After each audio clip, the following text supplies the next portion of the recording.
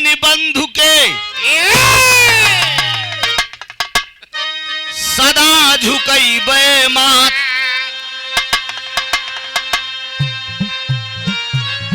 बोलता है, बोलत बा, हेलो बोलता है, हेलो कोरस के बढ़ाए दे भैया। हेलो अरे दुखिया ऊपर दया करा,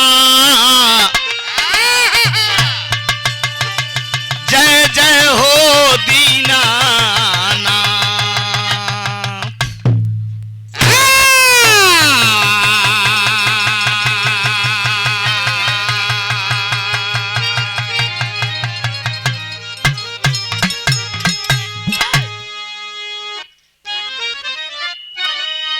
नमो नमो गुरुदेव जी, नमो पिता यरुमात। भैया जैसे हम गावत है जैसे नमो नमो रसना मेरी माई लेहु लेखनी हाथ।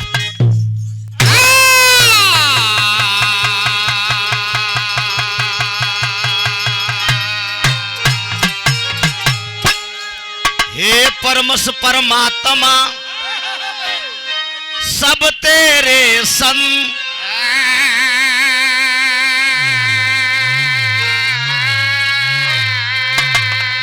करन करावन तू प्रभु सबका खेवनहार।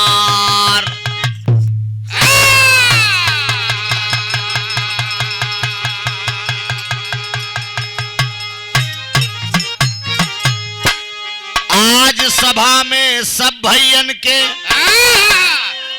ए बाजा पे करत हई नमस्कार।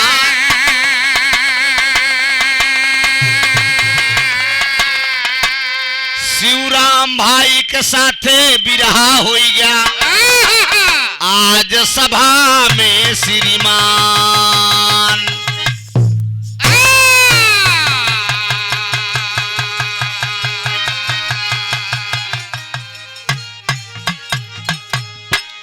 सुनने वाले दोस्त, मेरे मित्र दास कहता मंदिर जब जाबे तब दर्शन हुई, मस्जिद जब जाबे तब दर्शन हुई, मानव मानव को मिलना दुर्लभ बा। मेरे दोस्त बड़का भैया आप सब बड़ा महान है। दास के फरियाद बा, हमारे प्रधान जी के 100 बार प्रणाम बा।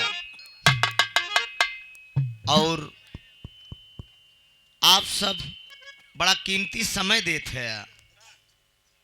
ये कड़ाके के ठंड में परिवार छोड़ के आप सब आई है। दुई गवैया के बिरहा सुने। भाई शिवराम यादव जी सुल्तानपुर से आई हैं। हमहू बाबूजी प्रयागराज से चला आई है। दास के बंदन बा, अभिनंदन बा। भगत माई के यही से यार पहले शुरू करे में बड़ा सोचे विचारे होत है जवन है, लेकिन जवन चलाक रहा थी वो कहा थी पहले शुरू करा। हाँ, चोर चोरी से जाए, हेरा फेरी से जाए। मेरे दोस्त यही कर त्रिभुवन के 23 साल हो गुजर गए। नहीं बैठा रहा बाबूजी तो का नहीं कहते तू तो आज हमारा मलिकार है यार, तुम्हारे द्वारा हम आई है सरकार, हम तो आपको गुलाम है आज। बाबूजी प्यार बा, जब प्यार बा तो खार कहाँ बा। मेरे दोस्त प्यार बा तो जग में बहार बा, प्यार बिना जिंदगी बेकार बा। गाना बहुत गवैया से गाई थी, लेकिन शिवराम जब तू मिलत है भगवान जाने, तू जब मिलत थे हीरोइन की याद आवत हमका। हीरो का ना है, हीरोइन के बताओ। मेरे दोस्त साड़ी वाली का लगी यार, जौन मालिक तोहका दे यहाँ। बाबूजी एक ही लाइन बा डॉक्टर साहब, लाडला फिल्म का गीत बा, बजाए क्या जा।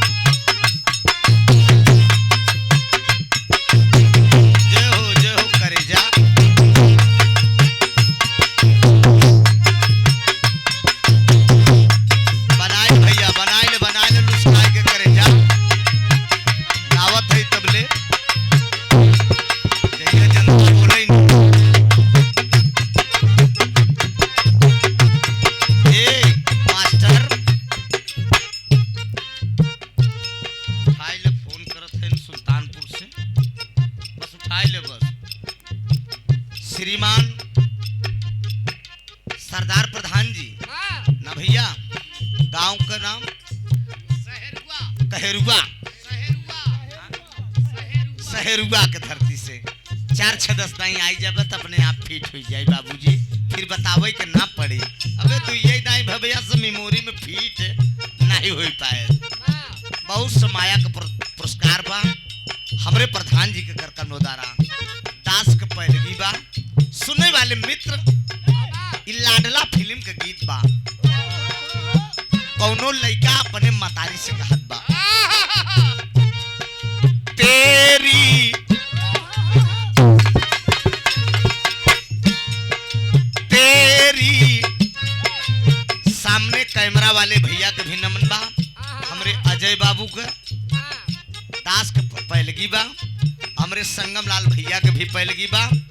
सारा गाना चैनल पर चला जाए, तनी बाजा ठीक से बताया नहीं नकनकाई यार चैनलवा पे। हाँ कहे से कि बहुत जोड़ी हमरे साथे देखे, आज नई जोड़ी बा। तेरी अंगुली पकड़ के चला, तेरी अंगुली पकड़ के चला, तेरी अंगुली पकड़ के चला,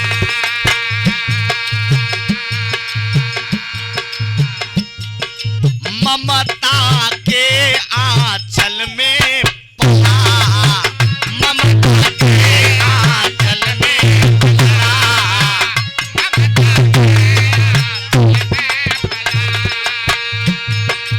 तेरी अंगुली पकड़ के चला, ममता के आंचल में पला। माँ ओ मेरी माँ, मैं तेरा लाडला, मेरी माँ मैं तेरा लाडला।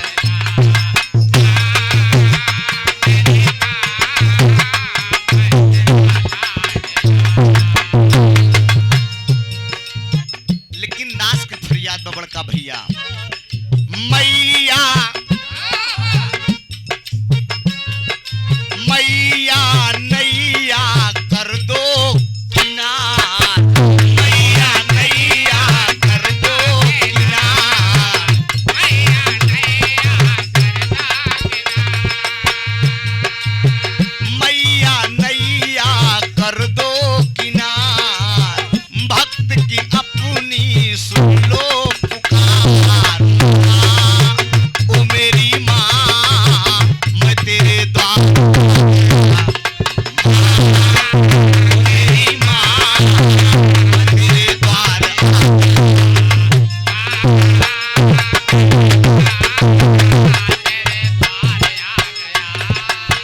जो पढ़े लिखे भाई होंगे साहित्यिक भाव का आनंद उठाएंगे। कवि ने कितना मार्मिक शब्दों में इसको लिखा है। आज से करीब 20 साल के बाद मैं ये वंदना गा रहा हूँ। क्या बात है डॉक्टर साहब, ओहो, ध्यान दीजिए हमारी तरफ। साजी आवाज लाज गुण आगर बचाओ माँ,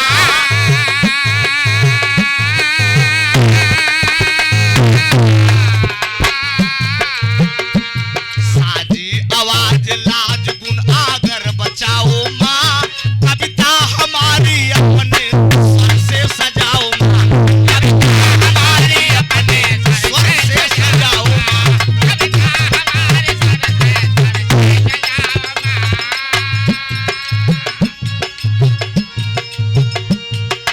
मैया मैया नैया कर दो किनार, मैया नैया कर दो किनार,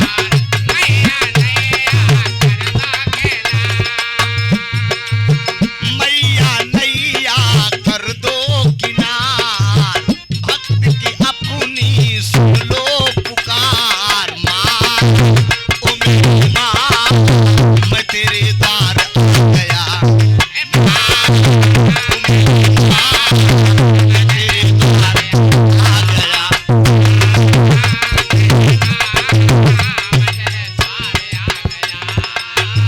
एक लाइन और भगत बड़ी ऊंची बात कहले बा। हाँ?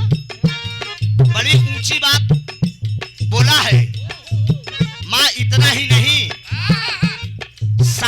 आवाज लाज गुण आगर बचाओ माँ, कविता हमारी अपने स्वर से सजाओ माँ। ऊंचे शिखर पे बैठी हो माँ तेरा बसेरा,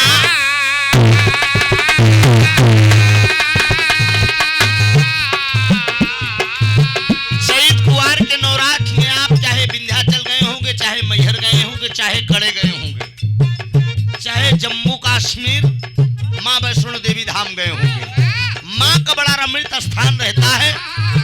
और मतारी जब जब भी स्थान अपना लिया है एकदम पर्वत पहाड़ पे, इसीलिए भगत का कहना बा, ऊंचे शिखर पे बैठी हो माँ तेरा बसेरा, ऊंचे शिखर पे बैठी हो माँ तेरा बसेरा, हरदम लगा रहता है माँ भक्तों का डेरा, हरदम लगा रहता है माँ भक्तों का डेरा, हरदम लगा रहता है माँ भक्तों का डेरा। फिर पुनः पुरस्कार हमारे प्रधान जी तीसरी बार आया है। सहरुआ के पावन धरती से आप साहब सिंह, सरदार सिंह, माननीय प्रधान जी के करकमलों द्वारा 101 रुपया का पुनः तीसरी बार पुरस्कार आया है। मंदे जिंदगी शुक्रगुजार है प्रधान जी का, ऐसे कम लोग मिलते हैं। आप जैसा प्रधान तो मैंने तो 23 साल की जिंदगी में बिरहा बहुत गाया, लेकिन आपके अंदर जो दया है, आप तो साक्षात ईश्वर हैं, साक्षात वो अंश आपके अंदर दिखाई दे रहा है प्रधान जी। ऐसे प्रधान जल्दी कहाँ मिलते हैं। मंदे जिंदगी शुक्रगुजार हूँ, आशीर्वाद की परीक्षा है, दास का फरियाद बा, ऊंचे शिखर पे बैठी हो माँ तेरा बसेरा, ऊंचे शिखर पे बैठी हो माँ तेरा बसेरा, हरदम लगा रहता है माँ भक्तों का फेरा, हरदम लगा रहता है माँ भक्तों का फेरा।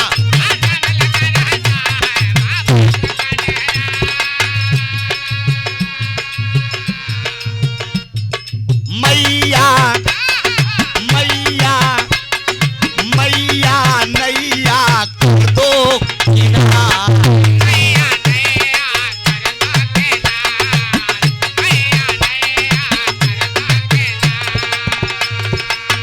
महफिल में तू रख लो अब लाज, महफिल में मारा खोला, महफिल में तुम रख दो अबला, मैया नैया कर दो किनार, महफिल में तू रख दो अब लाज। माँ ओ मेरी माँ मैं तेरे द्वार आ गया, माँ ओ मेरी माँ मैं तेरे द्वार आ गया।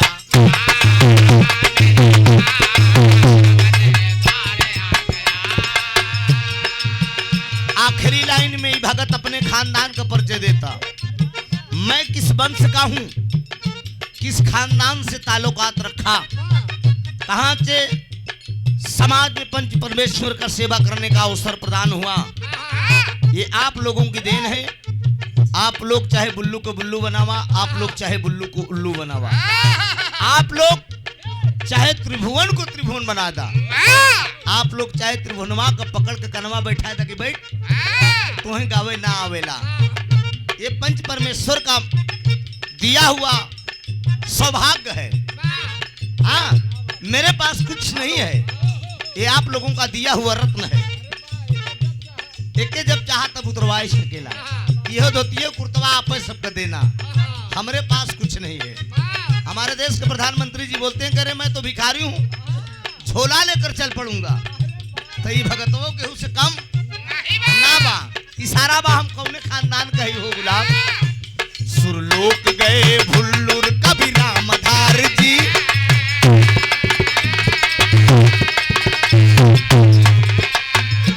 सुरलोक गए हैदर कभी रामधार जी, सुरलोक गए हैदर कभी रामधार जी, साधक हुए हैं यादव अनिल कुमार जी, साधक हुए हैं यादव अनिल कुमार जी, साधक हुए हैं यादव अनिल कुमार जी। मैया नैया कर दो किनार, मैया नैया कर दो किनार।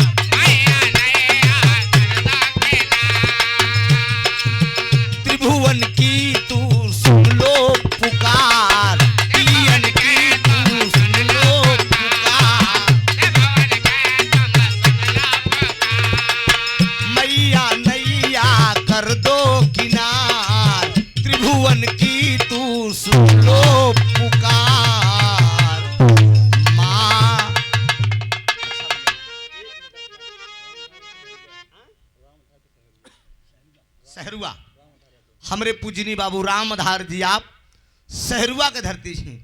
ई 50 रुपया के पुरस्कार बा। भगवती कल्याण करें दिन दूना रात चौगुना तरक्की करा करेजा हरा। सब भैया का नमन बा। अरे मैया नैया कर दो किनार माँ ओ मेरी माँ मैं तेरे द्वार आ गया।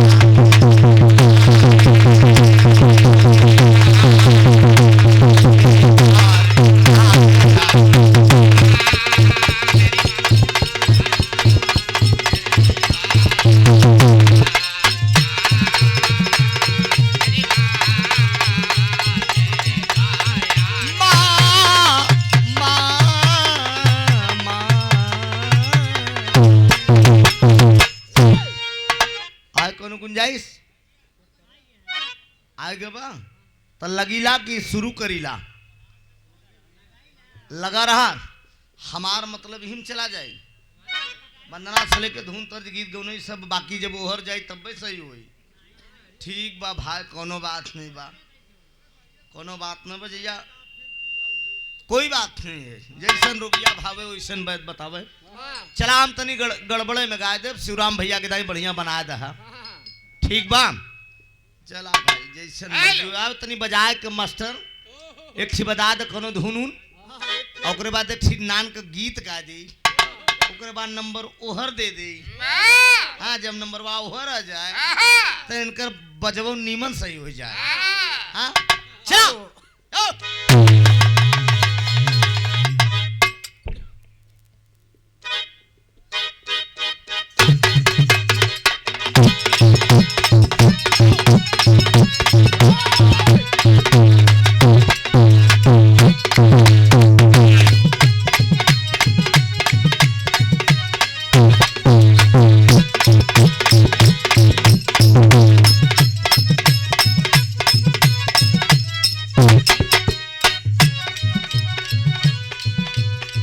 जिया जिया क्या बात है डॉक्टर साहब।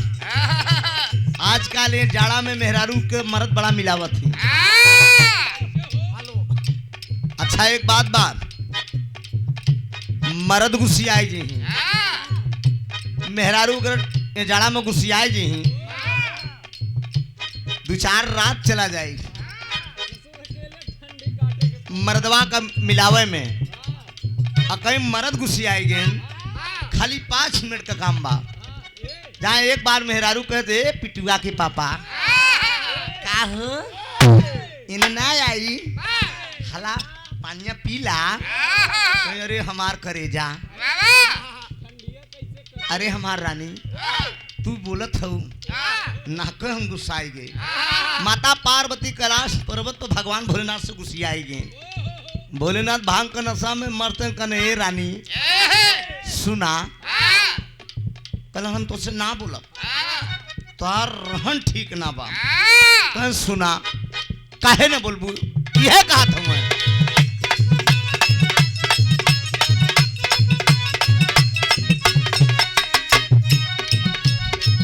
यह कहले बाड़ा काहे बाड़ू ऋषियाई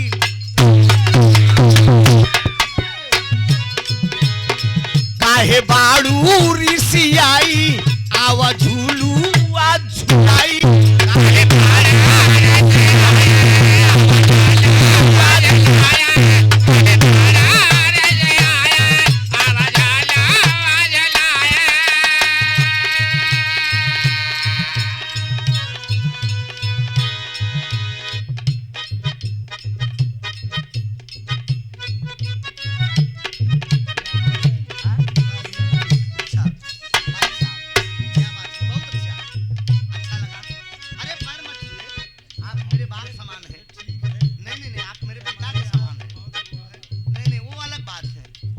ज्ञान हुआ पंच परमेश्वर का सेवा करने का अवसर हुआ। तो ये नहीं है कि मैं अपना स्वाभिमान और संस्कार भूल जाऊं।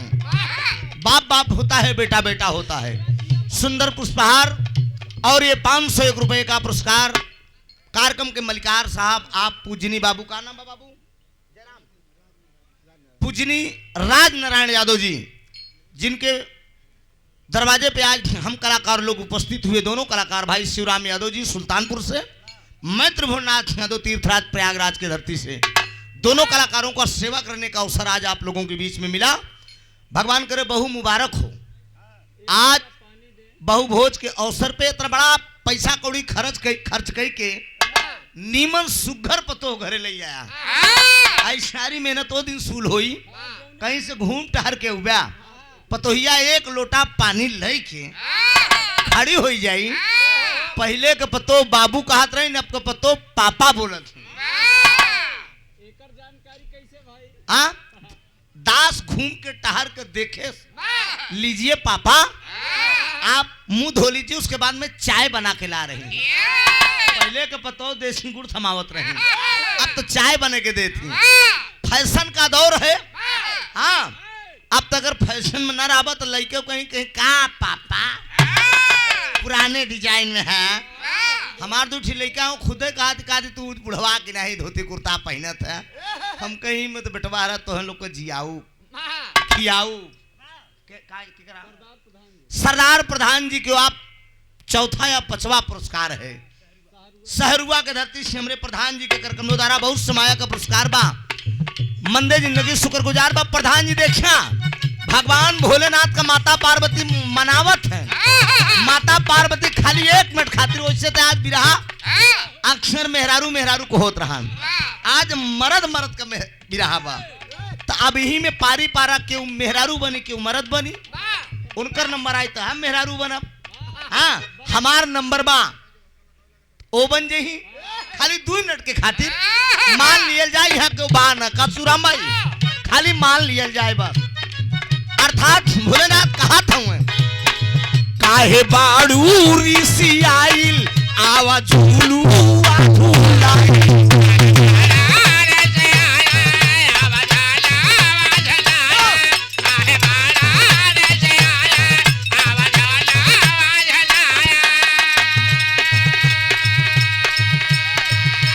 सावन का महीना तो है काजारी सुनाई। लाग सावन के महीना तो है काजारी सुनाया। लाग सावन का महीना तो है काजारी सुनाया। हमरे संजय यादव कहे सहरुआ से टाइल्स के आप ठेकेदार हैं, बहुत अच्छा बा।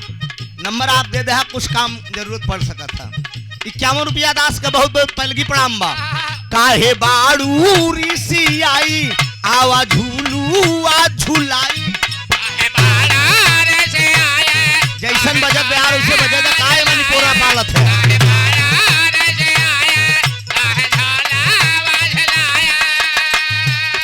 काहे बाड़ू ऋषि आइल आवा झूलू आ झुलाई।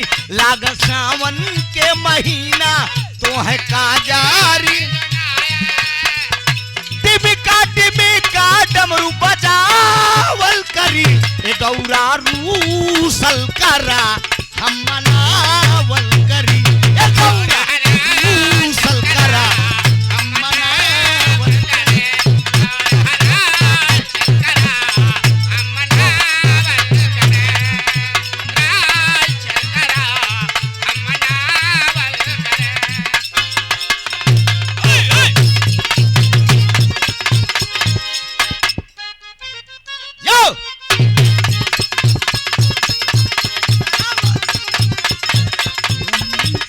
हेलो हेलो बाजे जो करेजा जौन बाजे बा बाजे तो भैया जौन बाजत बा ओमा मशीन तोहार सुघर बा, कोनो दिक्कत नहीं बा। फर्क इतनी बा कि तू ही है ये मशीनिया तोहरे के दूसरे के तोहरे ना, मतलब खाली तोहे न केले के बजावत कि और तो नहीं लगत। और क्यों नहीं लागत भैया? ठीक बा, अगर तोहार बा तो ठीक बा। तो जनते ही हो तार घर न यार के कैसे चलावे के बा। दूसरे का मशीन दूसरे के हाथे जब लग जात है तो मेरे दोस्त वही गड़बड़ावत अंगुरियावे के कहाँ अंगुरियाए देवे कहाँ। तो ऐसा न अंगुरियाया मोर राजा करे जाऊ। आइए एक मौके की गीत हो जाए। जिस अवसर पे आप आए हैं प्रधान जी जौने मौका पे आई है। हाँ तनी कि आप समझ के जाया तो कम से कम अपने ग्राम सभा में बताया। हाँ हम समझत है। हाँ हाँ अब हो गयो, अब ना हो पाई, चला बाद में सुनाई दे। मान सिंह यादव जी मऊ आयमा के धरती से फरमाइश बा भैया के कि एक गुरु जी के वंदना हो चाहिए। भैयन के अगवा ठाड़ है कुछ सूझत न अब गाई का बस बाटे सहारा माई का 100 रुपया का पुरस्कार बाप तो वंदना एक हो गया। एक गीत सुन ला जो मौके पे आई है। लाइन मिलेगा समय मिलेगा तो अगले राउंड में 2 लाइन सुनाई दे भैया। बहुत मौके की बात है। आज दुल्हन आई है, बारात गई 1 तारीख को, 2 तारीख 3 तारीख, आज 4 तारीख हो गई।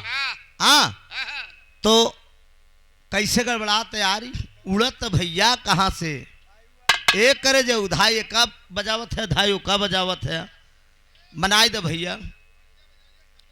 हाँ कजरी तर्ज बजाया बढ़ जाए बाजा वाले। प्रधान जी के कहना बा कि बाजा वाले कजरी तर्ज बजावें। दास के कहना बा बड़का भैया तन लाइन ध्यान दे आप तनी भूमिका दे डॉक्टर साहब।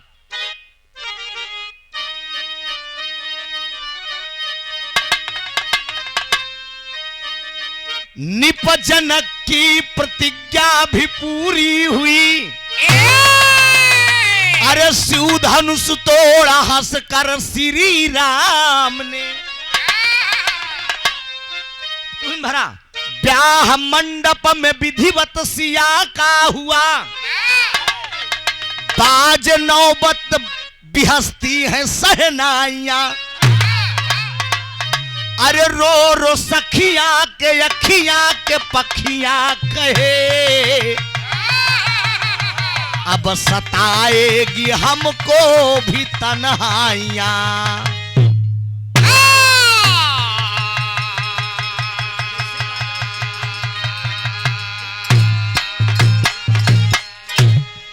निपजनक की प्रतिज्ञा भी पूरी हुई, धनुष तोड़ा हंसकर श्री नाम ने। ब्याह मंडप में विधिवत सिया का हुआ, बाजे नौबत भी हंसती है सहनाइयां, रो रो सखिया के अखियां के पखियां कहे, अब सताएगी हमको भी तन्हाइयां। भगवान मर्यादा पुरुषोत्तम राम की उपाधि आज मैं दूल्हे राजा को दे रहा हूं। और जिस दुल्हन आज ससुराल में आई है, आज सीता की उपाधि दी जा रही है। पुरुषोत्तम मर्यादा राम की उपाधि लेकर दूल्हे राजा जी ससुराल ई धरती विश्वनाथगंज के अयोध्या नगरी आज जहां दुल्हन आई है ओके जनकपुर समझ लिया भैया हो। लड़की के पिताजी के महाराज जनक समझ लिया और दुल्हा के पिताजी के राजा दशरथ समझ लिया। बात बराबर बा। दुल्हा राजा जब दुल्हा बन के घर रहा हुई तो बाबूजी आज ही प्रथा चलाओ तो भगवान राम जब गए हैं तब वो बात रही। अब वो बात बराती कितनों निक जाए लेकिन सब दुल्हा ही देखा थी। हाँ मेरे दोस्त दूल्हा मतलब 2 जने का लहा, एक दुल्हन और एक मेरे दोस्त। सबका निगाह पर दुल्हवा रमकलिया का कैसे हैं बाबूजी। एक दिन के लिए सब शहंशाह होती जे भाई के बियाह हो हुई। एक लाइन बा डॉक्टर साहब कवाली का भाव बा, दास का कहना बा।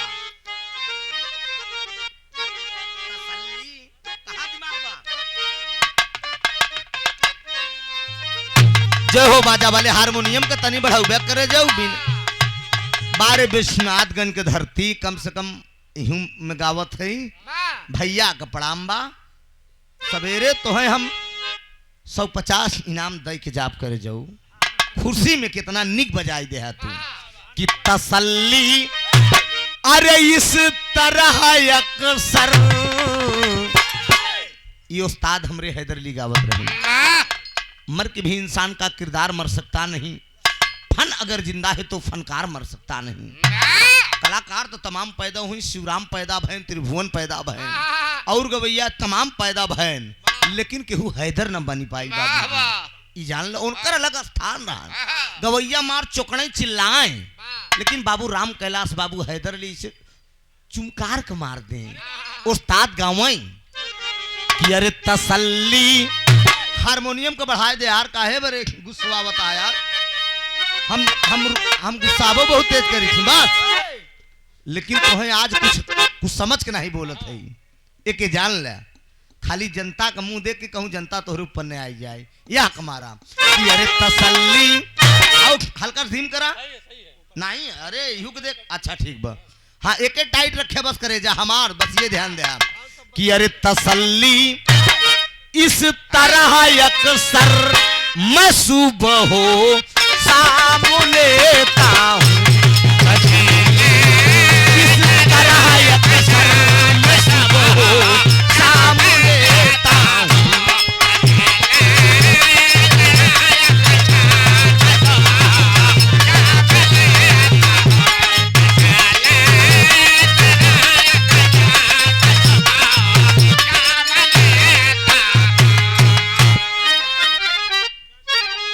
सरदार प्रधान जी आप सहरुआ से ये लाइन पर देख लें आप, धीरे धीरे कम काहे होत बे यार, हाँ हाँ 100 से 51 से 30 काहे हो गए प्रधान जी। दास के भंडार भरा बाटे, कौने बात के कमी बा, परमात्मा से भरा भरे करे हैं बाबूजी, कम से कम तू ठीक है भैया ये कम से कम अगर रात भर में 2,000 न दे के गया तो फिर बेकार है, इतना तो भैया प्यार छलकिन जाए चाहिए दास का, कहना बाबूजी पहले की प्रणाम।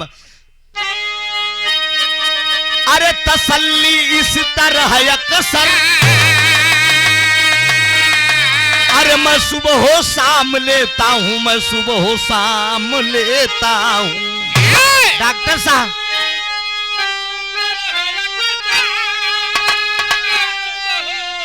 शाम लेता हूँ, मैं सुबह हो शाम लेता हूँ। देवत गाऊ मदीना याद आता है, मदीना याद आता है त दिल को थाम लेता हूँ, मदीना याद आता है त दिल को थाम लेता हूँ।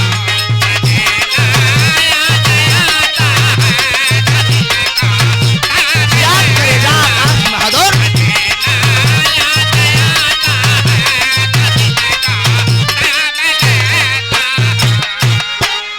ए बाबूजी, लेकिन सीता के जितनी सखिया हैं वो कहत का हैं, कहे सखिया श्री रघुबर,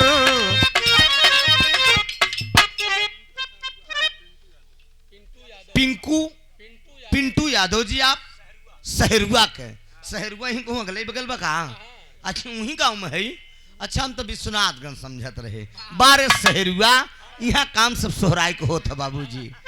51 रुपया का पुरस्कार बा, दातार सुखी रखे, दास के पैलगी बा, नमस्कार बा, कहना बा ए भैया सुने वाले मित्र, कहे सखिया श्री रघुबर, कहे सखिया श्री रघुबर जुदाई लेने आए हैं, सखिया श्री रघुबर जुदाई लेने आए हैं।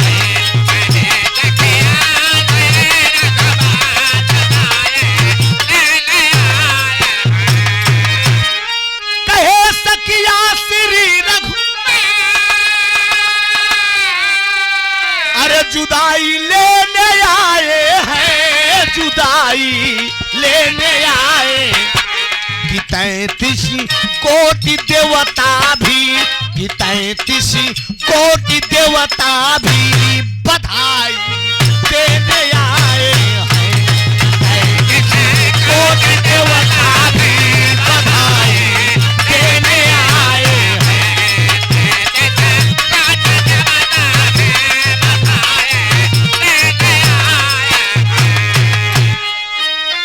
सजी डोली जब सीता, अरे सहनाई मुंह ने खोला है, सहनाई मुंह ने खोला। एक बेटी का बाप का जो फर्ज है बाबूजी, महाराज जनक जी अपनी भीगी पलकों से वही काम जनकपुर में कर रहे हैं। जनक जी अति मगन होकर, जनक जी अति मगन होकर विदाई देने आए हैं, जनक जी अति मगन होकर विदाई देने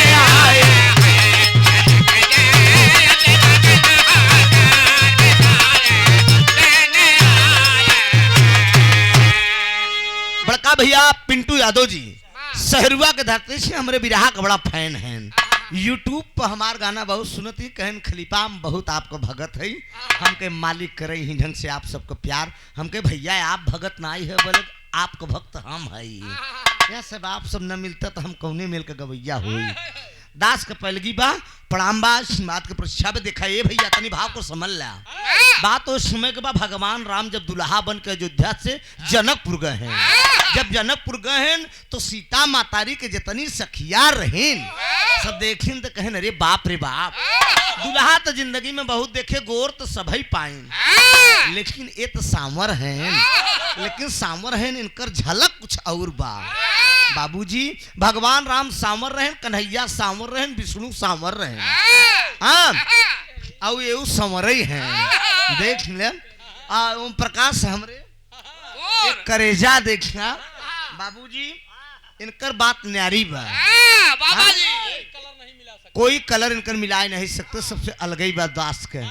ए भैया दुल्हा बन के भगवान राम पहुंचे, धनुष का खंडन किए, माता सीता भगवान राम के गले में जयमाल पहनाई दी और प्रमाण सबसे बड़ा ये मिला कि एक ही मड़े में चारों भाई के बियाह हो गया।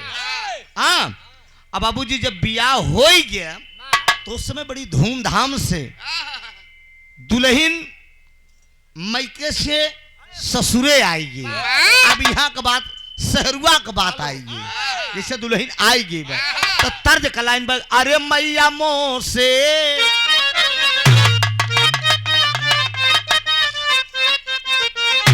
बारे उस्ताद उस्ताद गावत रहन कि अरे मैया मोह से चला नहीं जाऊं, अरे मैया मोह से चला नहीं जाऊं दूर तोर मंदिरवा, मैया मोह से चला नहीं जाऊं दूर तोर मंदिरवा, मैया मोह से चला नहीं जाऊं दूर तोर मंदिरवा।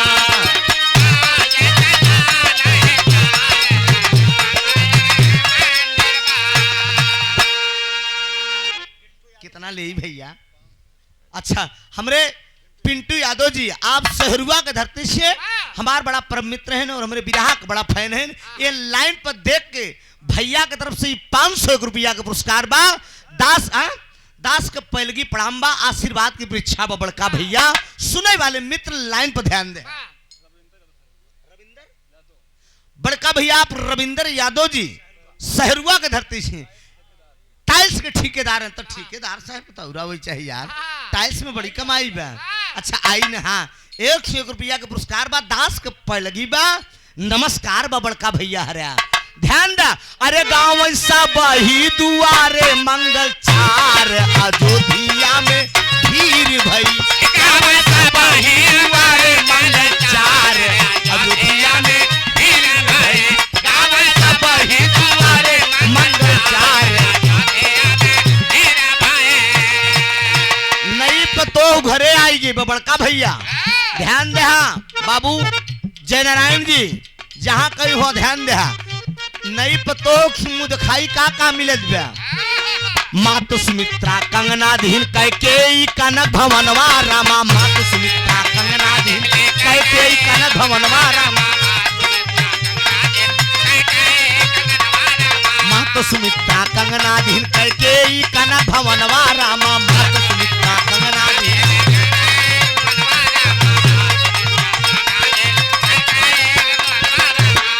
राजा दशरथ जी ओ राजा दशरथ जी दिए मनिहार अयोध्या में भीड़ भई, राजा दशरथ जी दिए मनिहार अयोध्या में भीड़ भई।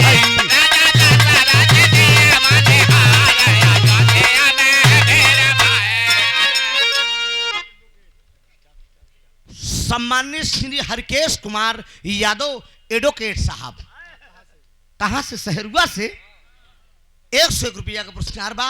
दास के पहलगी प्रणाम बा। सुने वाले मित्र तनी लाइन पर ध्यान दे बड़का भैया। हमरे राम बहादुर यादव जी सहरुआ के धरती से 50 रुपया का पुरस्कार बा। दास के पहलगी बा। सुने वाले मित्र तनी के हड़बड़ाया न मोर भैया हरिया करे जाऊ हरिया संजय यादव जी आप टाइल्स के ठेकेदार साहब सहरुआ से 50 रुपया बा दास के पैलगी बा ए बाबूजी मात सुमित्रा कंगना दिहिन कैकेयी कनक भवन वाला राजा दशरथ जी दिए मणिहार इतना मुंह दिखाई में सीता जी पाई गई कैकेयी दिहिन सुमित्रा दिहिन महाराज दशरथ जी दिहिन कौशल्या माई सगी महतारी है भगवान राम का वो सोचता इनको सब देत है हम कहा दे हमरे पास तो कुछ है ही नहीं बा कुछ न सूझा बड़का भैया हरे बिरहा एक एक बात ऐसे नेरत चले आप सब कितना बड़ी बारीकी लाइन बहे बा भगवान राम चला जाते हैं भगवान राम जब चला जाते रहे माई कौशल्या देखिन कहे ना वैसे बढ़िया मौका का है वही भगवान राम की इशारा कहने ए लल्ला भगवान राम जब पास में आए तो वही हाथ पकड़िन कौशल्या हाथ पकड़िन करीन का रामचंद्र के हाथ पकड़ के लई गई कोहबर में रामा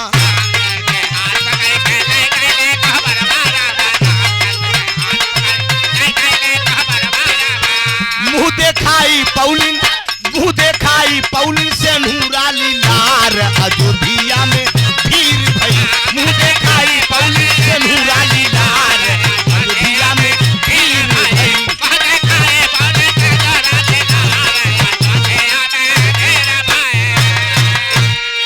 बड़का भैया कौशल्या माई भगवान राम का हाथ पकड़ के कुछ न सूझा हुए हाथ थामिन ले गई सीता जी के पास कहे ये बिटिया हमारे पास कुछ नहीं बा जिंदगी के सबसे अनमोल चीज तो का दे देते जेका आँखी के पुतरी बनाए के रखे रहे बाबूजी वही महतारी अमृत के धार केहू कितनो पियाई एगो माई बिना अमृत के धार केहू कितनो पियाई एगो माई बिना बड़का भैया हरे कैसे करजवा जुड़ाई ये भैया एगो माई बिना महतारी तो महतारी हो तो वही माई है ये वही महतारी ये जाड़ा का महीना में लड़किया जब छोट कर रहा था पिसाब कह दे लोवा भीग जाता बड़का भैया महतारी बेटवा को सूखे जगह लेटावत है अपना गीले जगह लेटत है जहाँ लड़किया पिसाब कर रहा वो जगह माई लेटत है ये वही महतारी है माई का दिल तो सागर होता बाबू हाथ पकड़े सीता के लगे लई गई राम का कहे ने बिटिया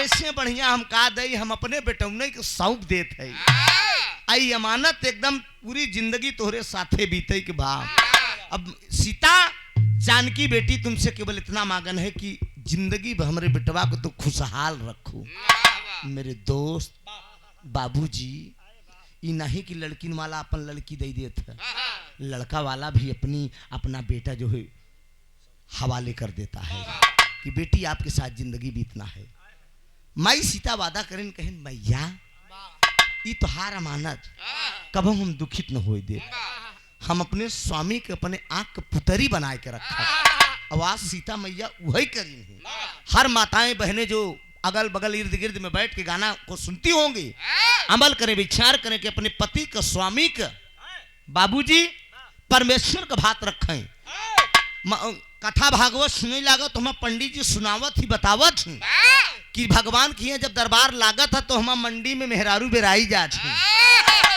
मरद जेकर जेकर हाथ टच करे रहा थी तैदाई सगाई होत तैदाई कच्ची पक्की देखवारी होत जेकर हाथ पकड़ो ओम प्रकाश जैसे पकड़े रहबे बाबू वैसे पौवे बड़का भैया लेकिन मर्द पकड़त ही कई जगह लेकिन मेहरारू थामत थी मेरे दोस्त कब अपने अपने मैडम से बाजी लगाया हाँ तो बताई कि हम एक दाई पकड़े है तू लबर लबर करा छे मेरे बाबूजी यहर माता सीता और भगवान राम का मेल हो गया अब मेल हो गया और शाम का वक्त हो गया शाम को वक्त हुआ भगवान राम चितसारी में पहुंचे चितसारी मतलब जहां पर्दा अंदर बात बा अब समझ जा आप सब जहां दो दिलों का मेल होता है जिंदगी की नई शुरुआत होती है हाँ जेकर ऊपर भी पहली मुलाकात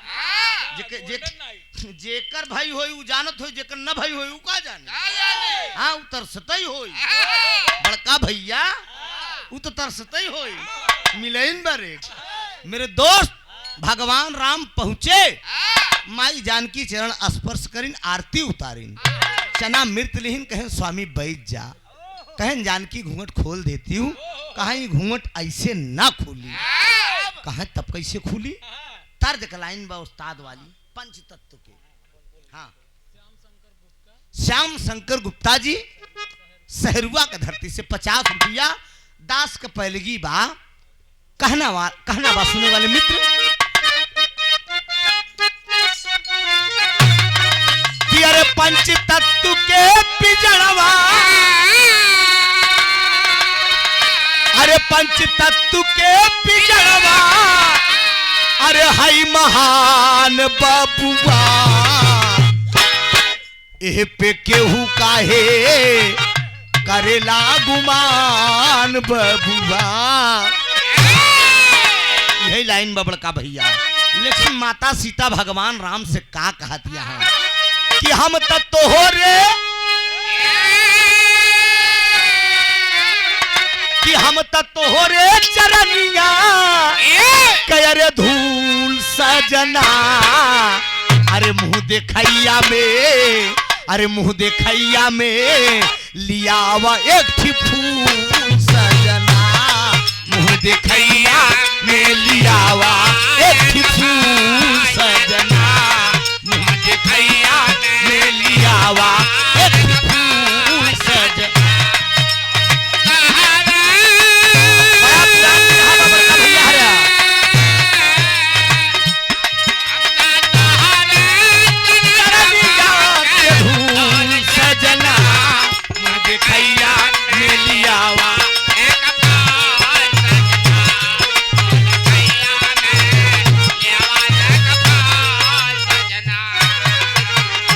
भगवान राम कहें सीता तू का मांगत छो पता है?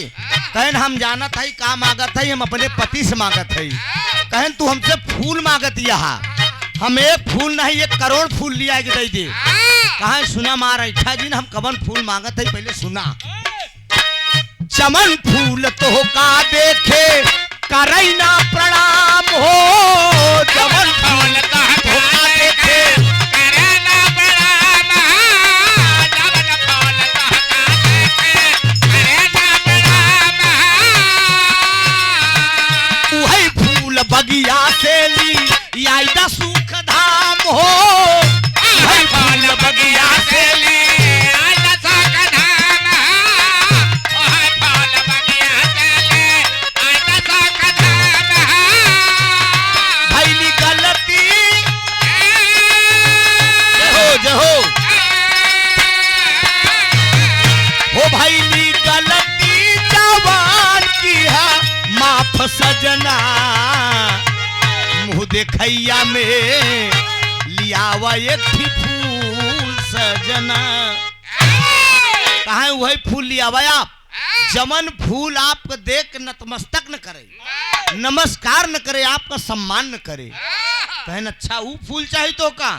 भगवान राम पुराण के अंदर प्रमाण मिला। कहीं कहीं गवैया गाना बिगाड़े बरे कहा थी। सुने वाले दोस्त कहा थी कि बगल भैंसा लड़ जाए तो लड़कियां निकरैन वाला नहीं, कुकुर लड़ जाए तो निकरैन वाला नहीं। लेकिन देवी देवता के जमाने में पर्दा रहा, वो सभ्यता थी, मर्यादित थे कि अर्धांगिनी अगर मेरी कह रही है तो ये फर्ज मेरा पूरा करने का है। भगवान राम रात्रि में निकल रहे हैं, कहना फूल ले जाओ। धनुष बाण लिए और रथ पर बैठ गए। मंत्री को आदेश दिया, रथ सज गया। रथ सज गया बाबूजी, धीरे धीरे रथ बगिया में पहुंच गया जहां फूले का बगीचा रहा। और जब फूले के बगीचे में पहुंच गए तो राम तो है ये है। राम को देख के न तो मस्तक न हो।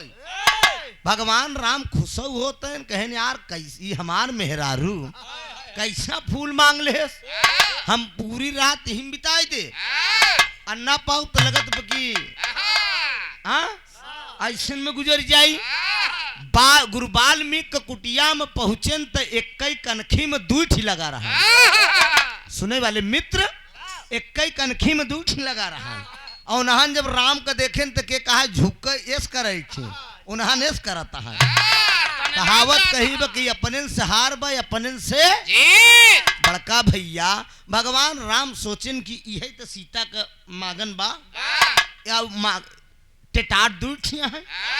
अब तो ले चलेगी भाई कैठी मांगे तो कैठी है न तो दू ठीक यहाँ काम बन जाए एमा से एक ठीक तोड़ ले इन्हान को छोड़ इन ले हाँ? इनका छोड़ दे इनका तोड़ ले बड़का भैया वही भगवान राम हाथ लगाई दे और जब राम हाथ लगाए एक फूल तोड़े जब एक फूल तोड़े तो बच्चे का शीश हाथ में आई धड़ गिर गए नीचे हाँ और खून का धारा टपकई लाग जमीन पे और जब जमीन पे खून का धारा तो ये कई डाली के फूल ललकारा ही लगा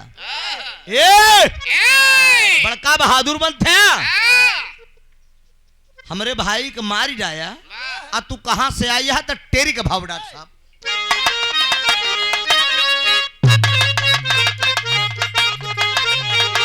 अरे मोरे राम अरे सियाजी मुंह दिखाई मंग अरे तयले चित्सारी में जब की रघुराई सियाजी मुंह दिखाई मंगल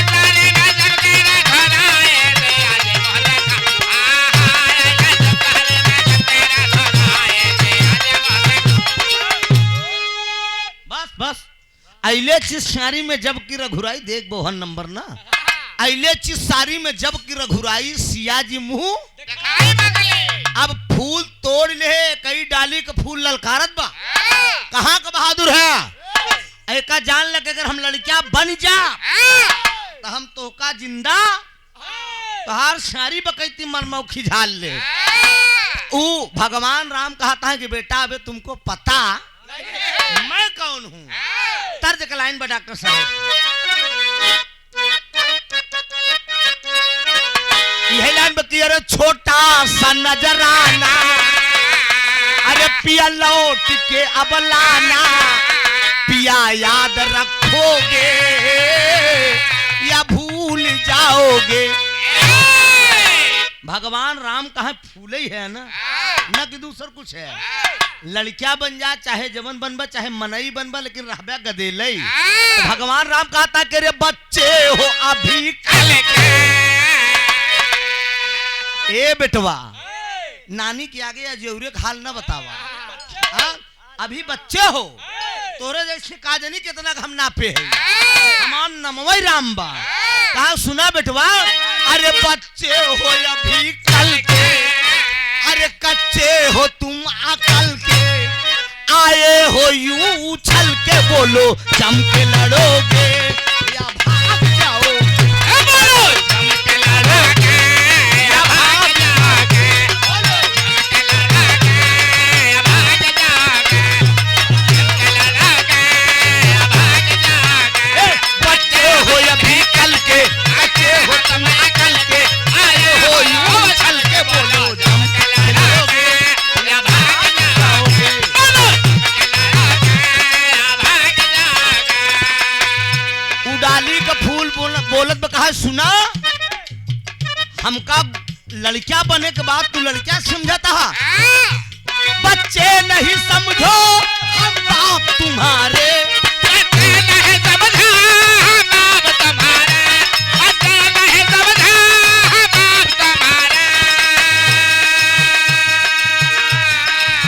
201 रुपया का पुरस्कार बा आप भीम सिंह यादव जी चकिया घाट फाफा मऊ के धरती से जहां के बिरहा सम्राट स्वर्गीय बाबू हमरे लाल जी लहरी का आवास बा आज बिरहा केसरी बाबू लाल जी लहरी को मैं नमन करता हूं ये मंच से लहरी गुरु हैदर गुरु बाबू राम कैलाश जी अमर हो गए बाबूजी केहू नाम मिटाए ना सकत मंच से गावे के बाद नाम ले के बा 201 रुपया को पुरस्कार बा दास का पैलगी बा बच्चे नहीं समझो हम बाप तुम्हारे बच्चे नहीं समझो हम बाप तुम्हारे बच्चे नहीं समझो हम बाप तुम्हारे लड़ना है तो आ जाओ मैया के दुलारे लड़ना है तो आ जाओ मैया के दुलारे लड़ना है तो आ जाओ मैया के दुलारे रनवा में मैं तो अकेला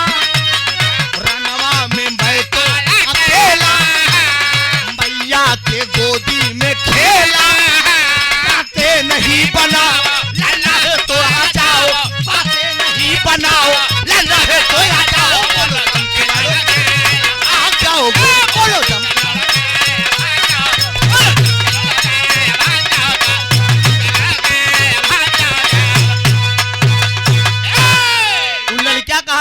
हमका गदेला समझाता है।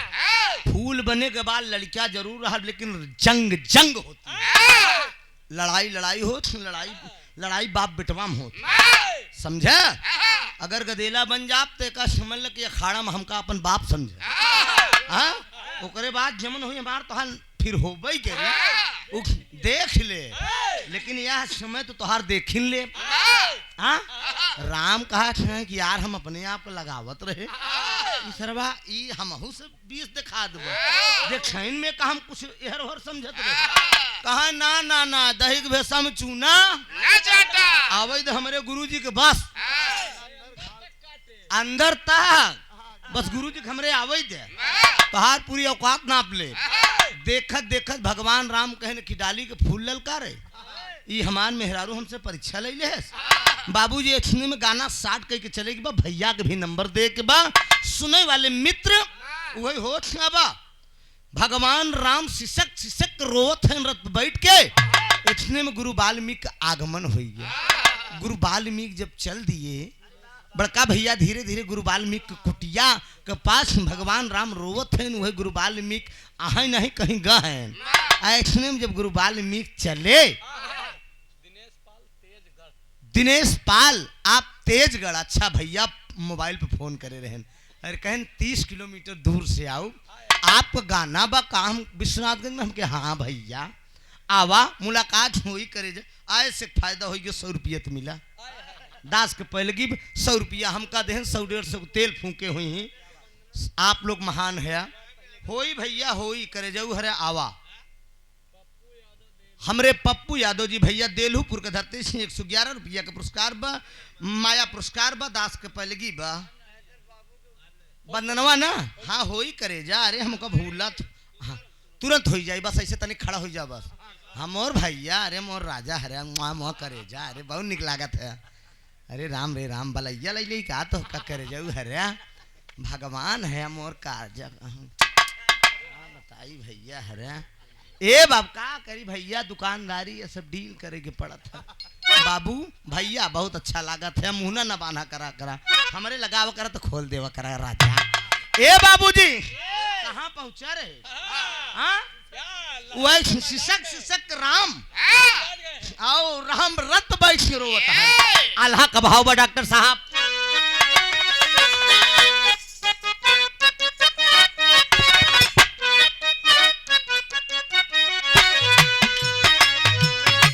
रथिया पर राम बैठ के काइले रुदनवा ये भैया, सोच अपने मानावा में कैसी विपदा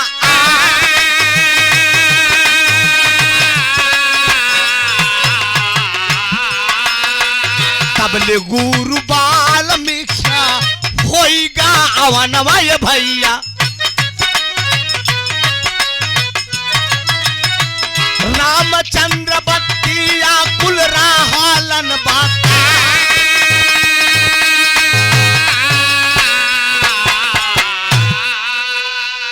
भगवान राम बैठ रथ पर रोवत हैं, तब ले गुरु वाल्मीकि के आगमन हो गया। और जब गुरु वाल्मीकि जी आए, भगवान राम पकड़ के गुरु वाल्मीकि पलगी करे, इतने में आशीर्वाद दिए, कहें राम आप आ गए। इतने में कई डाली का फूल जमन बचा रहा, कहा तो गुरुजी आप इनका जानत है। गुरु वाल्मीकि बोल दिए, कहा बेटा यही तो तुम्हारे पिता है। कहे हमारे पिता हैं? हमारे पिता हैं? कहें हाँ बेटा ये तुम्हारे पिता हैं, इनको प्रणाम करो, तुम पलगी करो। सम्मान कैसे किया जाता है बाप का, उस ढंग से पेश आओ। एक औलाद का जो फर्ज होता है, डाली के फूल सोचत बा कि हमरे भाई को तोर ले गए ने, हमार बाप हैं। ये गुरुजी हमरे बतावत हैं, कहें तोर नाही ले गए, बधनाही कह डाए। समय का चक्र है। विरह के सुनने वाले श्रोता बंधु, पुराण हमारी आपकी पुराणे कितनी अच्छी है। वाल्मीकि गुरु बताएं, कहें समय का फेरा या बेटा, तोहरे भाई का तोहरे माता जी याद करे, और वही ले बरे तोहरे पिताजी, इनकर कोनो दोस्त अच्छा कहें ई बात बा, इनका सम्मान करो। और वही गुरु वाल्मीकि शीश जवन छोड़ दे रहे भगवान राम, शीश भी वही शीश उठाए के भगवान राम कि जब गुरु वाल्मीकि जी थमावे लगे हाथ में, जैसे शीश थमाए वैसे बड़का भैया वो फिर फूल बन गया। और जब फूल बन गया तो ओका लई के भगवान राम सीता लगे आए रात में। हाँ बाबूजी समझ गए, पहचानत है तो का राम कृष्ण। हाँ हम जानत है, 2-4 दिन प्रोग्राम में मुलाकात भई बे। राम किशोर यादव जी आप श्रीमान देलहुपुर के धरती से बिरहा के बहुत पारखी हैं इन्हें सब, इनकर सबको पैसा निकल जाए जना भगवान से मिली गया। मेरे दोस्त पुरनिया का समझता, जब भाव समझती तब देती कहना बा बड़का भैया तोहार हो चल करे जाऊ, तू तैयार रहे बस ले के पैसा। ए भैया यार ले, हाँ रुक जा, होत बतहार करे जा, चिंता न करा। पहले का समझ मामला फटा बा राम और सीता का। यार फूल लई आए के रात में भगवान राम सीता के थमाएन, कहें लई ते आया फूलवा, मनोकामना पूरी होगी। कहीं भगवान राम कहें फूल रहा कि हमरे जिंदगी को सूल रहा, कितना बगीचा में टहरे पड़ा कि राम के आत्मा जानती बे। गौर करेंगे बाबूजी, और समय का चक्र बीतता, 2 प्रमाण मिला। अब देख ला, अब वेद में भेद नहीं, भेद है विद्वानों में। अब पुराण में 2 प्रमाण मिलत कि राम सीता का जब रावण चुराए ले रहा और जब फिर अयोध्या में आए नहीं, प्रमाण मिलत कि भगवान राम के की बहन रही जेकर नाम रहा शांता, राजा दशरथ के पेटे से पैदा भई रही, ये प्रमाण मिला था। बड़का भैया यार शांता सीता से मजाक करके कहा भौजी लंका में तो गई रहू, लंका में तो गई रहू, कभू रावण के देखे रहू? कहा हम कभू भर निगाह ना देखे रहे, कहीं नहीं देखे हो तो तनी कुछ चित्र बनाई दे तू। प्रमाण देखा तब से ननद झरही कब से लाग भाई, यह प्रमाण मिले ननद झरही कब से भाई। माइलाट पॉइंट नोट किया जाए। हाँ बड़का भैया सीता जिस कहा शांता के तनी चित्रवा बनाई देबो, तो सीता जी तनी के जब बनाए दिन, बनाए के बाद ओकर बाद बनौते बनाओ नींद आएगी, वही रावण के बना चित्र ही सीने से लग रहा। गई शांता पकड़ के राम के लैया, कहा तो से नहीं प्यार करती भाई, रावण से महान है। एक पॉइंट ई बा। दूसरा प्रमाण ई बा कि भगवान राम जब राजा बन गए रहे तो हनुमान जी से कहन जाए कि देखा कोनो प्रजा दुखित नहीं बा, सब सुखी सब अच्छा रहे, लेकिन 2 प्राणी रहन के धोबी धोबेन, धोबीवा बर्बाद अपने मेहरुआ के एकदम फटकारत रहा। नैहरे चली गई रही केवल बताए बिना, काहे करे बिना बताए थे चली गए। और अब गए तो एक समझे रहू, काहे बद कहा हमका राम समझता है का रावण चुराई ले गए सीता के फिर अपना आई ले। अगर गऊ बोले बे कहन गऊ एक समझे रहू कि जाने रहू कि फिर हम कभू रखे। हनुमान जी आए के बताए देन कहें सब ठीक बा, वही धोबिया गड़बड़ान बा। 2 प्रमाण मिलत है। राम समझ गए कि गाना एकदम करीब, केवल 5 मिनट का भाव बचा बड़का भैया, एकदम कहानी स्पष्ट हो जाए आप लोग के बीच में। राम समझ गए कि एकरे मतलब कि हमसे प्रजा सुखी नहीं बा। वही माता सीता के पेट में गर्भ था, उस समय पेट में बच्चा था बाबूजी। इस सीता जी को दूसरा वनवास था, पेट में गर्भ था। लक्ष्मण को बुलाए भगवान राम, आदेश कर दिए तर्ज कलाइन की सरनिया वाले का, यह तर्ज कलाइन की सरनिया वाले का, अरे डेरावा अरे बताई दा है छोटा की नाना दी। यही प्रयागराज में महाकुंभ लग गए, ऐखी दोनों आंखी को सूर आई रहन, दोनों आंख दिल लगा है गधी से तो परी क्या। मेरे दोस्त मेरे नौजवानन जितना हमरे उम्र का है का समझा हम का कहा थे। बड़का भैया प्यार सच्चा हो चाहिए, प्यार पाक हो चाहिए, नापाक न हो चाहिए। और ननदिया भौजैया दोनों मेलवा में चली गई रही संगम नहाए, और अखिया सुरवा बजावत रहन सिरिंगी। अब भौजैया जब ओकर सिरिंगिया देखेस ना, उ सुरवा पोकर दिल आई गए, लौट के आए न ओकर खाना अच्छा लागत न पानी। वही कहा कि सरनिया वाले का अरे डेरावा, सरनिया वाले का अरे डेरावा, बताई दा है छोटा की नाना की, सरनिया वाले का डेरावा, बताई दा है लहुरा की नाना की।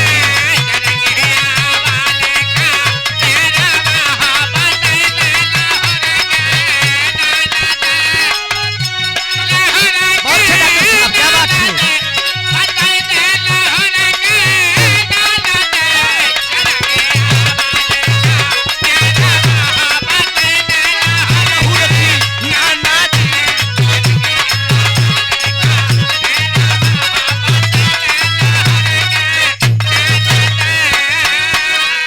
लेकिन भगवान राम बुलाते हैं लक्ष्मण को और कहते क्या है?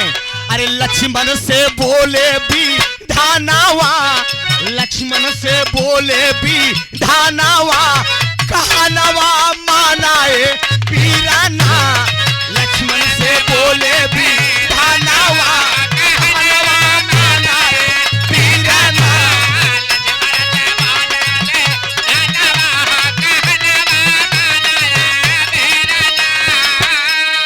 भगवान राम लक्ष्मण से बड़ी कटुक बात कहा थे। अरे रामचंद्र अब लखन लाल से बोले वचन करारी, अरे पिया बिपिन में छोड़ के आवा, पिया बिपिन में छोड़ के आवा, सीता हमारी प्यारी हो, छोड़ के आवा, सीता हमारी प्यारी हो।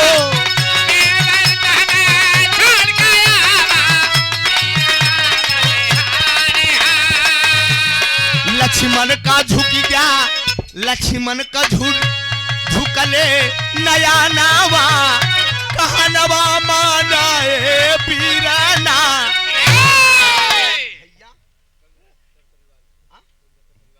गमिरहटा, अच्छा बाबूजी, लाइन पर समझ के समाज के आप सम्मानित। गमिरहटा पूरे परिवार की तरफ से यह लाइन पे 500 रुपया का पुरस्कार बा। दास के पहलगी प्रणाम बा। बड़का भैया बड़ा मार्केन का लाइन चलता, ई बिरहा जे न सुनी ऊ पछताई। भगवान जाने पूरी रात चाहे जितना गाओ, लेकिन यही पूरा निष्कर्ष बा। असली बिरहवा यही है। मेरे दोस्त समझत चला भाव। भगवान राम लक्ष्मण को बुलायन कहे सुना लक्ष्मण तुम्हें एक काम करना होगा। कहे बोला भैया का करीब कहन जो ये आपकी भाभी है सीता रथ पर बैठाई ले, इनका जंगल में ले जाए तो छोड़ जावा। लक्ष्मण सोचत है कि भाभी को छोड़े बरे ये उनकर मनसेदु है, अपने मेहरारू को छोड़े बरे जंगल में कहा था। कहा अच्छा और का करे भैया? कहा छोड़े के तो बा, लेकिन एक काम करे के बा। अरे बिया बिपिन में छोड़ के आओ सीता हमारी प्यारी। अरे लेकिन ये के काम अब और है करना, मानो बात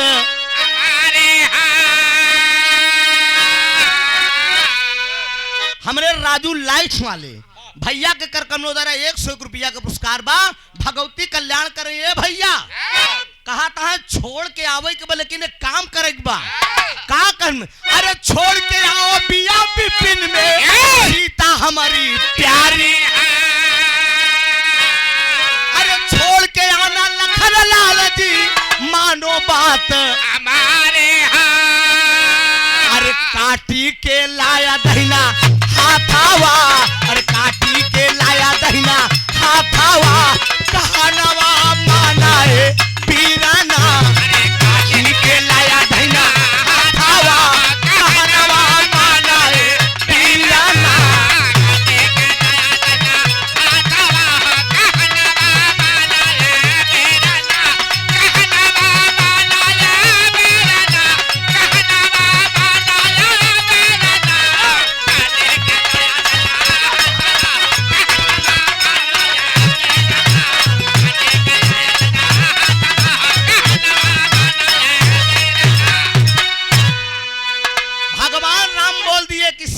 छोड़ना है और छोड़ने के बाद एक काम करना है लक्ष्मण, जंगल में जब छोड़ देना उस समय ऐसे नहीं तुम्हें वापस आ जाना है।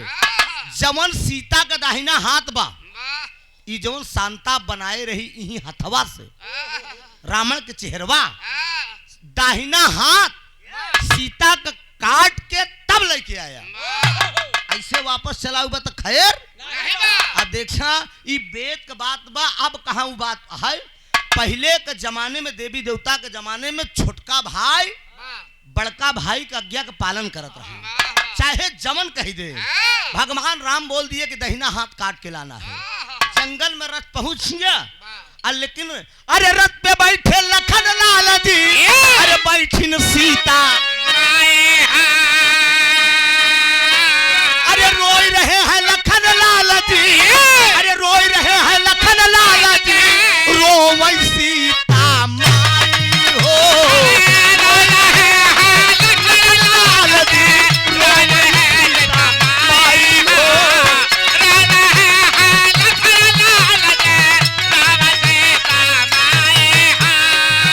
भगवान राम जब बोल दिए रथ पे बैठने, एक तरफ माता सीता रो रही हैं, देखा ये देवर भौजाई के प्यारा माता सीता लक्ष्मण का अपन बेटवा समझत रही। हाँ अरे रुदन देख के लखन लाल के अब बोली न सीता,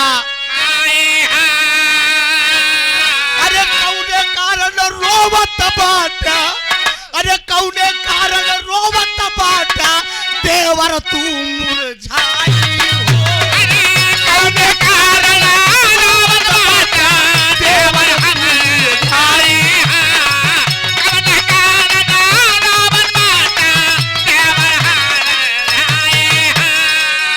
सीता कछुअले चरानावा, अरे कहनवा माना है पीराना। माता सीता लक्ष्मण को रोते हुए देखती हैं, कहती हैं कि देवर जी आपकी आंखों से आंसू क्यों गिर रहा है, स्वामी ने जंगल में छोड़ने बोला है और छोड़ के आप जाइए। कहीं वो कोई लक्ष्मण सोचे तो इनको छोड़े के तो ठीक बा, छोड़ना तो ठीक है लेकिन मैं कैसे कलेजे पे पत्थर धारूं। माता सीता पूछ रही कि देवर बबुआ छोड़ कर जाइए, आप अपना वादा पूरा करा। कैसे कदम लक्ष्मण को डोले ये भैया हो। लक्ष्मण जी माई सीता से कहते हैं, अरे बिपिया बिपिन में छोड़ ही बोले, प्रभु और सुन ला हमारी माई, अरे हिया तक अब तो ठीक बाटे लेकिन हाथ मांगे रघुराई हो, हाथ मांगे न रघुराई।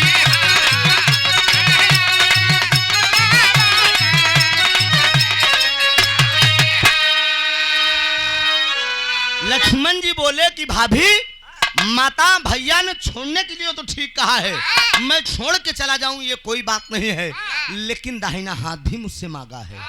अरे बाप रे बाप, माता सीता कहती है कि अपने भाई का वचन पूरा करो, अगर दाहिना हाथ मेरा मांगा है, मेरे स्वामी ने मांगा है तो बाप हम पूरा गर्दन काट सकी थी। देवर बबुआ ये हाथे के हमारे स्वामी मांगे हैं ना। इतने में बाबूजी दोनों लक्ष्मण और माता सीता रो रहे हैं। उस जंगल में एक चमत्कार होता है। क्या चमत्कार होता है? पुनीत यादव जी आप सरकार गमिरहटा का धरते से हमारे भैया का कर कमलो द्वारा 201 रुपया का पुरस्कार बा। दास में पैलगी बा बड़का भैया हरा। बड़ी गमगीन कहानी है। 2 मिनट का भाव और बचा है बाबूजी, उसके बाद भाई का नंबर आ जाएगा।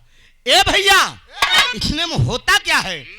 अरे रुदन सुने, अरे रुदन सुने अब बिया बिपिन में, अरे रुदन सुने अब बिया बिपिन में, जब सुनला सीता माई।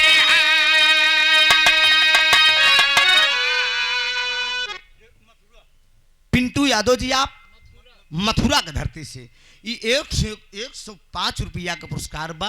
दास के पैलगी प्रणाम बा। अरे प्रकट हुए। हाँ अरे शारदा प्रधान जी, सरदार प्रधान जी आप सहरुआ के धरती से अच्छा यही गांव को प्रधान है, तब तो सही काम करता है। क्या बात है, प्रधान ऐसा होना चाहिए। बीडीसी का पता नहीं बा, कोटेदार का पता नहीं बा, इतना लूटता है सब आ जाओ न दे ही रमो। हाँ 51 रुपया का पुरस्कार बा। भगवती कल्याण करें, का करें बेचारे। बीडीसी में हमें लगे बेच नहीं पाए, वोट बढ़िया ढंग से का कर भगवान के देना है। ए भैया अरे रुदन सुए अब बिया पिपिन में सुनला हमारे भाई, अरे प्रकट हुए विश्वकर्मा बाबू, अरे प्रकट हुए विश्वकर्मा बाबू चमत्कार कई हो।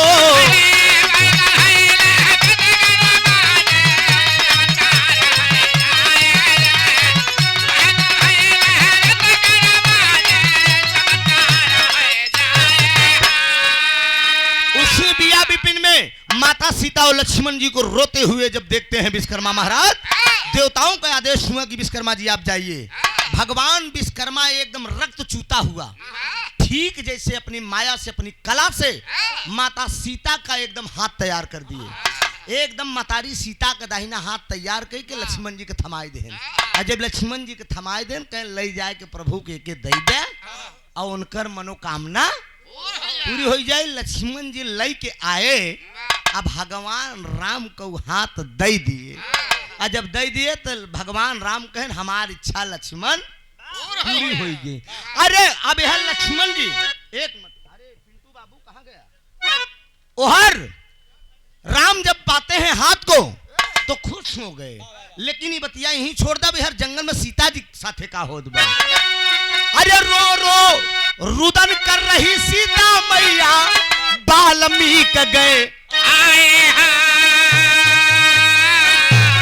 अरे कुटिया में अब वाल्मीक के, अरे कुटिया में अब वाल्मीक के लइका भइले, अरे लो जे करर पड़ गवा अब नामावा कहनवा मानाए पीरना। रुदन कर रही है बियाबान जंगल में। आप पिंटू बाबू आई गया, रो रही है। इतने में गुरु वाल्मीकि जी आते हैं और सीता जी को लिवा कर अपनी कुटिया पे जाते हैं। समय का चक्र बीता, पेट में बच्चा था बाबूजी, समय आया वाल्मीकि के कुटिया पे एक लड़का पैदा होता है, जो लड़का का नाम पुराण में लव बताया गया। अब लव तो पैदा हो गया, लेकिन एक दिन की बात है, माता सीता जमुना स्नान करने जा रही थी। गुरु वाल्मीकि से बोली कि लव को आप देखते रहिए, मैं स्नान करके आ रही हूँ। वाल्मीकि जी ध्यान में मगन थे और इतने में शरारती बच्चा था, वो पीछे पीछे चला गया। हाँ, वाल्मीकि जी की जब ध्यान खत्म हुई तो सोचन कि कोनो जीव जंतु जानवर खाई गया, वही कुसा उठाई के गंगा जल छिड़क के मंत्रोच्चारण कई के तुरंत ठीक लड़कियां पैदा कर दी। आदरणीय बलवंत कुमार यादव जी 201 रुपया का पुरस्कार बा। भगवती कल्याण करन दिन दूना रात चौगुना तरक्की करें बड़का भैया। कुशा छिड़क के एक लड़का तैयार कर दिया। जब सीता मैया स्नान करके आईन तो वो बच्चा टहल रहा था और लव भी साथ में गया था। माता सीता कहती कि ये बालक कैसा है गुरुजी? कहती बेटी वही लव है। कहन लव तो मेरे साथ गया था। कहन कोई बात नहीं, अगर वो लव है तो ये कुश है। प्रमाण मिला दोनों बेटों का, एक तरफ लव और एक तरफ कुश। आखिरी भाव है, एक मिनट डॉक्टर साहब यही अंतर रहेगा। आखिरी भाव में अब ये बात यही छोड़ दीजिए। यहर लौट कर यहर भगवान राम से लक्ष्मण जी एक सवाल करते हैं। भगवान राम बोले कि लक्ष्मण मैं तुम्हारे ऊपर बहुत प्रसन्न हूं। कहा ठीक है भैया। लक्ष्मण जी एक बात भगवान राम से कहते हैं, क्या? अरे रामचंद्र से लखन लाल जी बोल रहे मुस, अरे बड़ों का कहना छोटका मानई बेदई है बत।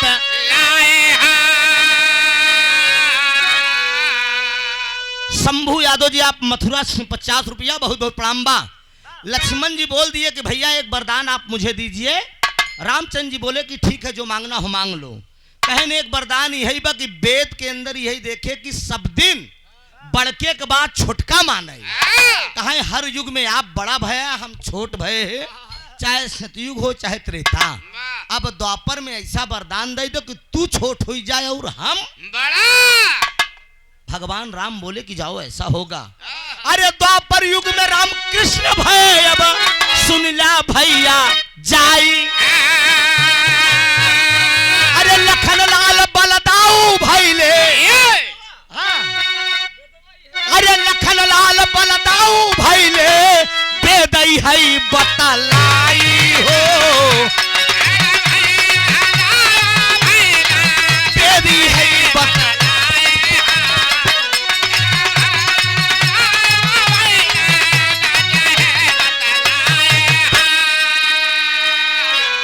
अरे बड़का कमा बात मानई छोटा का, कहनवा मानाए पीरना। प्रमाण मिला द्वापर युग में वही भगवान राम जाकर 16 कला पूर्ण आनंद कंद भगवान कन्हैया हुए, वही लखनलाल जी बलदाऊ हुए, वो बड़े हुए और राम छोटे हुए कृष्ण के रूप में। यहीं से गाना मेरा खत्म हो रहा है। भाई का नंबर आ गया, लव और कुश दोनों बेटों का जन्म भी हो गया गुरु वाल्मीकि के कुटिया पे। अब भाई से सेवा आप लोग लीजिए।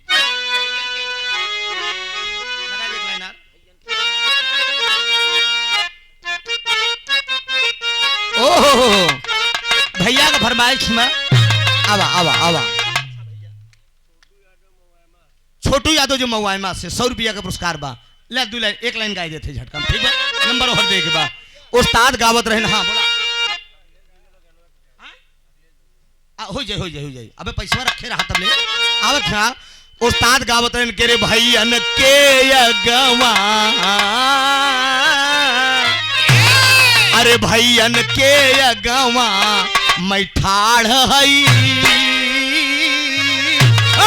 अरे भैयन के अगवा मैं ठाड़ हई, कुछ सूझत ना अब गाई का, बस बाटे सहारा माई का। भैयन के अगवा ठाड़ हई, कुछ सूझत ना अब गाई का, बस बाटे सहारा माई का है।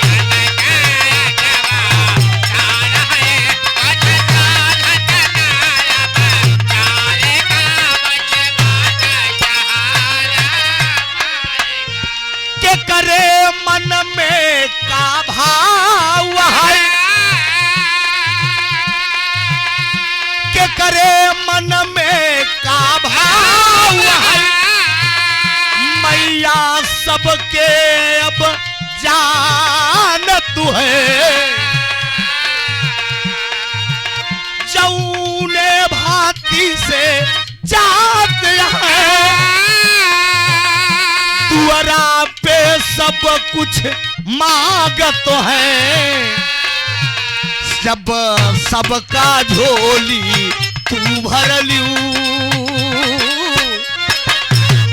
जब सबका झोली तू भर लियू, दूसरे से हाथ पसारी का, बस बाट सहारा माई का। जब सबका झोली भर लियू, दूसरे से हाथ पसारी का, बस बाट सहारा माई का है। बहुत बहुत बंधन है। अब भाई कितना नंबर है?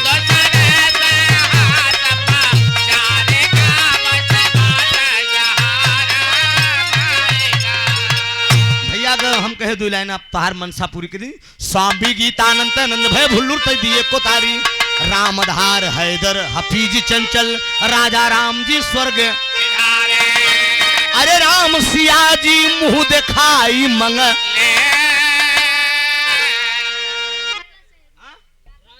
राकेश गुप्ता जी आप सहरुआ के धरती से 50 रुपया का पुरस्कार में भगवती कल्याण करें। अरे सिया जी मुंह दिखाई मंग, अरे बिरहा त्रिभुवन नाथ यादव कुल रहा सुनाई, सिया जी मुंह दिखाई मंगल।